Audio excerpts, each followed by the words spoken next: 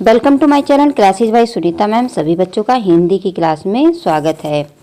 आज बच्चों वीडियो प्रारंभ करने से पहले, पढ़ने से पहले सभी बच्चों को नव वर्ष की बहुत बहुत शुभकामनाएं। सभी बच्चों को ये साल, ये जो नया वर्ष है, बहुत बहुत शुभ हो और उनके जीवन में बहुत बहुत खुशियाँ लेकर के आए। तो बच्चों आज हम इस वीडियो में पढ़ेंगे राजमुकुट खंडकाव्य का प्रथम अंक। बच्चों पिछली बार भी हमने बताया था कि जो राजमुकुट खंडकाव्य है उससे किस तरह से प्रश्न आएंगे। एक तो आता है चरिचित्रण का प्रश्न या सारांश, या फिर अलग अलग अंक भी पूछ लिए जाते हैं कि प्रथम अंक का सारांश बताइए, या दूसरे का, तीसरे का, चौथे का। इस तरह से आपसे प्रश्न पूछे जाएंगे। तो पिछली वीडियो में हमने महाराणा प्रताप, शक्ति सिंह और अकबर का चरिचित्रण भी पढ़ लिया है और सारांश भी पढ़ लिया है। जिन बच्चों ने वो वीडियो नहीं देखी है, कक्षा 11 की जो प्लेलिस्ट है, जो डिस्क्रिप्शन बॉक्स में जिसका लिंक दिया गया है, वहाँ से आप देख सकते हैं। तो बच्चों अगर परीक्षा में आपसे पूछा जाएगा कि प्रथम अंक राजमुकुट खंडकाव्य का प्रथम अंक का सारांश लिखिए, तो आप किस प्रकार से लिखेंगे? तो बच्चों इस तरह से आप लिखेंगे कि मेवाड़ में जो राणा जगमल है वो अपने वंश की मर्यादा का निर्वाह न करके सुरासुंदरी में डूबा रहता है। मतलब जो मेवाड़ में जो राणा जगमल है वो अपने वंश की मर्यादा का निर्वाह न करके, यानी जो राणा जगमल है उसके वंश में बहुत जो है अच्छे अच्छे और वीर महापुरुष हुए हैं। उदय सिंह हैं, महाराणा प्रताप हैं, लेकिन ये अपने वंश की मर्यादा का निर्वाह नहीं करता, बल्कि उसका उल्टा करता है। ये सुरासुंदरी में डूबा रहता है। सुरासुंदरी का मतलब होता है जो भोग विलास में डूबे रहते हैं, नाच गाने को सुनने में ही व्यस्त रहते हैं। इसी तरह से ये राणा जगमल भी है, वो बिल्कुल भी अपनी वंश की मर्यादा का निर्वाह नहीं करता और बल्कि भोग विलास में ही डूबा रहता है। और इसी के कारण जो प्रजा है, जो और लोग होते हैं, जब राजा बेकार होता है, राजा ध्यान नहीं देता है प्रजा की तरफ, तो जो अन्य कर्मचारी होते हैं वो प्रजा का शोषण करने लगते हैं। तो जब ये राणा जगमल है वो सही तरह से निर्वाह नहीं कर रहा अपने कर्तव्यों का, तो क्या हो रहा है उसके राज्य में? प्रजा का शोषण किया जा रहा है। मतलब उस समय प्रजा का शोषण किया जा रहा था, राजा का ध्यान प्रजा पर नहीं था, तो अन्य जो लोग थे वो प्रजा का शोषण कर रहे थे। राणा जगमल अपने भोग विलास एवं आनंद में किसी प्रकार की बाधा सहन नहीं करता था। अगर कोई व्यक्ति आकर के उसे सूचना भी दे कि तुम्हारे राज्य में क्या हो रहा है, तो वो ये सुनना भी नहीं चाहता था, क्योंकि इससे क्या होता था कि उसके जो नाच गाने का जो समय होता था, जो उसके आनंद का समय होता था, जो आराम करने का समय होता था, उसमें डिस्टर्ब होता था। तो वो ये भी नहीं चाहता था कि उसके किसी भोग विलास में, कोई आनंद में, सुख चैन में उसे कोई डिस्टर्ब करे, परेशान करे। तो वो कोई किसी भी प्रकार की बाधा सहन नहीं करता था। इसलिए कोई जाकर के उसे ये भी नहीं बताता था कि तुम्हारे राज्य में क्या हो रहा है। अतः वह एक क्रूर शासक बन गया था। अब डर इतना हो गया था कि कोई इसके पास नहीं जा सकता कि कुछ सूचना लेकर के जाए कि भाई वो डांट देगा कि इस समय जो है मेरे भोग विलास का या आनंद का समय है, तुम क्यों आए। तो इसलिए वो कोई जाता नहीं था। और वो बहुत ही क्रूर, जो डर भय वाला जो राजा होता है वो इस तरह से ही बन गया था।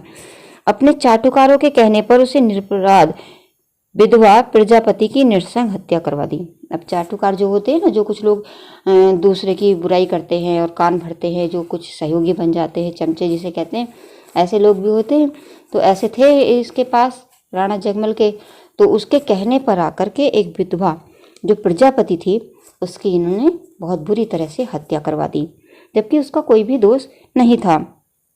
यहाँ तक तो बच्चों आपको समझ में आ ही गया होगा कि राणा जगमल किस प्रकार का व्यक्ति था, राजा था। अब आगे जानते हैं कि जब उसने हत्या करवा दी प्रजापति की, तब आगे क्या होता है। अब प्रजा के हित में लगी रहने वाली प्रजापति की हत्या से प्रजा में क्रोध की ज्वाला भड़क उठी। ये जो प्रजापति थी, जो महिला थी, वो प्रजा के हितों में लगी रहती थी। अब उसी की हत्या करवा दी तो जो प्रजा में बहुत ही क्रोध की ज्वाला भड़क उठी, लोग बहुत नाराज हो गए। और जो प्रजा थी उसने क्या किया, प्रजावती के शव को लेकर प्रजा राष्ट्र नायक चंद्रावत के घर पहुंच गई। प्रजा ने उसे सब उठाया प्रजापति का, और जाकर के जो चंद्रावत थे, जो राष्ट्रनायक चंद्रावत थे, उसके घर पे जाकर के उन्होंने धरना डाल दिया। प्रजापति की हत्या के समाचार से चंद्रावत भी क्षुब्ध हुए, मतलब वो भी हैरान हुए और बहुत ही दुखी हुए कि जो प्रजापति प्रजा के हित में कार्य करती है उसकी हत्या करवा दी, ये तो बहुत बुरी बात हुई। इसी समय कुंवर शक्ति सिंह ने राणा जगमल के क्रूर सैनिकों के हाथों से एक भिखारिणी की रक्षा की, और इसी समय जो कुंवर शक्ति सिंह हैं उन्होंने राणा जगमल के जो क्रूर सैनिक थे वो एक भिखारिणी को मार रहे थे, तो उसी समय उन्होंने उस भिखारिणी की भी रक्षा की। शक्ति सिंह भी जगमल के वास्तविक जो रूप को जानता था, और जगमल के कार्यों से खिन्न शक्ति सिंह को चंद्रावत ने कर्म पथ पर अग्रसर होने की प्रेरणा दी।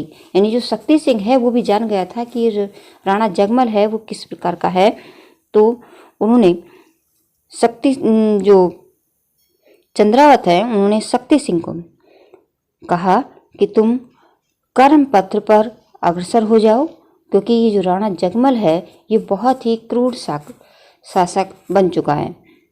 तो बच्चों ये दूसरी बात आपको याद रखनी है, पहली कि आपको परिचय देना है राणा जगमल का, दूसरा उसने क्या किया, प्रजापति की हत्या की। प्रजापति की हत्या करने के बाद जब प्रजा ने चंद्रावत के घर धरना डाला, और किस तरह से शक्ति सिंह ने एक भिखारिणी को बचाया, और फिर चंद्रावत ने शक्ति सिंह को कर्मपथ पर चलने की प्रेरणा दी। ये दो बातें इसमें अभी आपने समझ ली होंगी। अब तीसरी बात जानते हैं कि आगे क्या होता है। आगे जानने से पहले बच्चों आपसे कहना है कि आप भी बीच बीच में कमेंट करते रहिए। अगर आपको कुछ पूछना है या कुछ आपको समझ में नहीं आ रहा है या हाँ समझ में आ रहा है तो वीडियो देखते देखते ही आप कमेंट करिए, ताकि ऐसा लगे कि मैं पढ़ा रही हूँ, आप पढ़ रहे हैं। और अगर आप कमेंट नहीं करते, लाइक नहीं करते, तो ऐसा लगता है मैं ही बोले जा रही हूँ, उधर से कोई रिप्लाई आता नहीं है कि आपको समझ में आ रहा है, नहीं समझ में आ रहा है। तो आप भी बीच बीच में वीडियो को देख रहे हैं, जब आपको क्या समझ में आ रहा है, क्या नहीं समझ में आ रहा है, या हाँ समझ में आ रहा है, वो भी कमेंट करते रहिए, ताकि लगे कि हाँ आप भी साथ साथ पढ़ रहे हैं। तो चलो बच्चों आगे जानते हैं फिर क्या होता है। एक दिन जगमल राजसभा में बैठा हुआ आनंद मना रहा था, क्योंकि इसका तो काम ही था आनंद मनाना, खुशियां मनाना, भोग विलास में रहना, वही कर रहा था। उसी समय राष्ट्रनायक चंद्रावत वहां आए। उन्होंने जगमल को उसके घृणित कार्यों के लिए प्रति सचेत किया और प्रजा से क्षमा याचना के लिए कहा।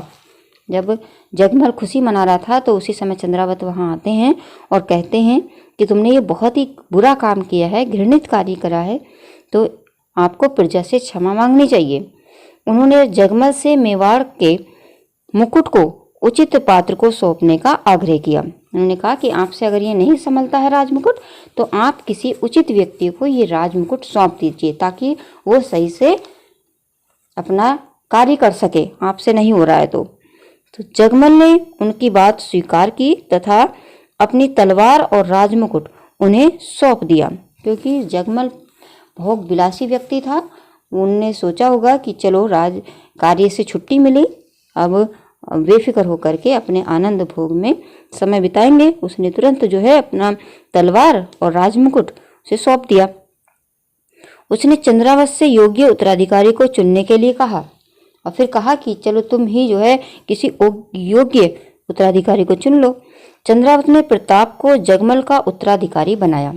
चंद्रावत ने सोचा कि इस समय कौन है सबसे योग्य उत्तराधिकारी, तो वो थे राणा प्रताप। तो उन्होंने राणा प्रताप को उत्तराधिकारी बनाया और उसे राजमुकुट तथा राणा की तलवार सौंप दी। प्रताप मेवाड़ के राणा बन गए।